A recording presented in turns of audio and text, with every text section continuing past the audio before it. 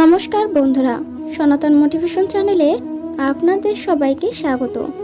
বন্ধুরা, আজকে আমরা আলোচনা করব ভগবান শ্রীকৃষ্ণের বলা অতি মূল্যবান 5টি বাণী সম্পর্কে, যেই বাণীগুলো আমাদের জীবনে মেনে চললে আমাদের জীবনও বদলে যাবে। বন্ধুরা, যখন আমাদের নিজের কোনো ভালো কাজের বদলে দুঃখ লাভ হয় অথবা কেউ দুষ্কর্ম করেও সুখ লাভ করে, তাহলে মন অবশ্যই ভাবতে বসে যে তাহলে ভালো কাজ করা, ধর্মের পথে চলার তাৎপর্যটা কি। আর এই ভেবেই আমরা অনেক সময় ধর্মের পথ ছেড়ে অধর্মের পথে চলতে শুরু করি।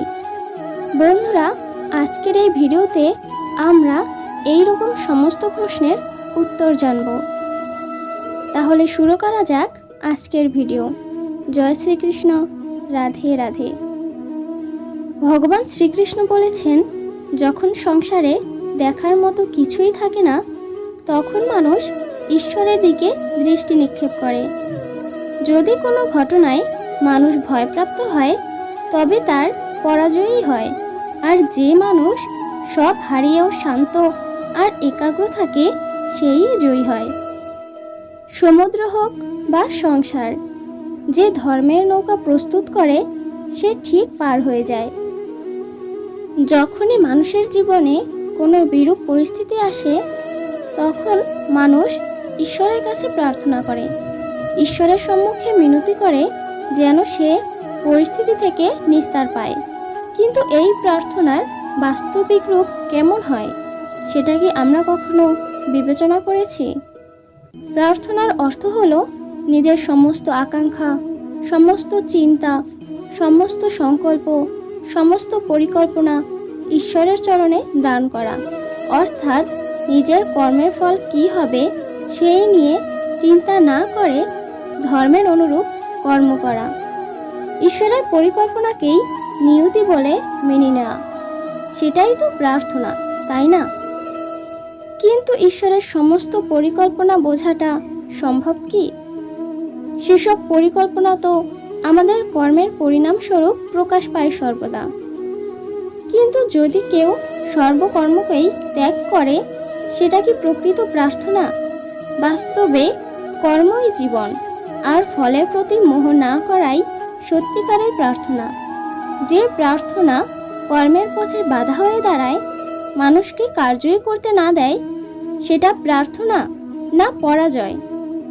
ভবিষ্যৎ তো প্রতিদিন প্রতিক্ষণে নির্মিত হয়। ভবিষ্যৎ যে কিছু নয়, মানুষের আজকের নির্ণয় ও কর্মের পরিণাম আগামীর ভবিষ্যৎ। আপনি যদি আজ কোনো নির্ণয় করে সন্তোষ বোধ করেন, তবে বিশ্বাস রাখুন, ভবিষ্যতে অবশ্যই তার থেকে সুখ লাভ হবে। যখন নিজের কোনো ভালো কাজের বদলে দুঃখ লাভ হয় অথবা কেউ দুষ্কর্ম করেও সুখ লাভ করে, তাহলে মন অবশ্যই ভাবতে বসে যে তাহলে ভালো কাজ করা, ধর্মের পথে চলার তাৎপর্যটা কি। কিন্তু দুরাত্মাকেও কি ভোগ করতে হয় সেটাও দেখুন। দুষ্কর্ম যে করে তার মন সর্বদা চঞ্চল থাকে, ব্যাকুল হতে থাকে।